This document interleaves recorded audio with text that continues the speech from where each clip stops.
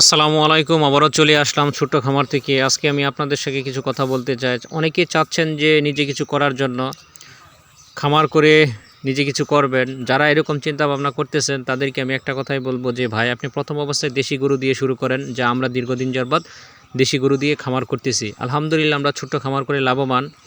আমি আপনাদেরকে একটা কথাই বলতে চাই, যদি আপনি এরকম দেশি গরু দিয়ে শুরু করেন, যে দেশি গরুর মধ্যে বীজ দিয়ে প্রত্যেক বছর একটি করে বাছুর পান, আলহামদুলিল্লাহ আমি মনে করি এভাবে যদি আপনি খামার করতে পারেন তো অল্প সময়ে আপনারা লাভবান হবেন। এ হচ্ছে আমাদের এরকম কয়েকটা দেশি গরু আছে, যে গরুর মাঝে আমরা ভালো জাতের বীজ যাচাই বাছাই করে দেই, তারপর আমরা এরকম একটা বাছুর পাই। আমরা এই বাছুরটারে পর্যাপ্ত পরিমাণ দুধ দিয়েছি, দুধ খাওয়াইছি, আলহামদুলিল্লাহ 7 মাসে বাছুরটা এই অবস্থা। বর্তমান যদি আমরা এই বাছুরগুলো বিক্রি করতে পারি, একটা বাছুর 70-80 হাজার টাকা করে বিক্রি করতে পারবো।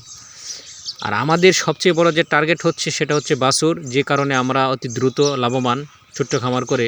তাই আমি মনে করি আপনি প্রথম অবস্থায় এভাবে শুরু করতে পারবেন, দেশি গরু দিয়ে শুরু করেন, ইনশাল্লাহ লাভবান হবেন।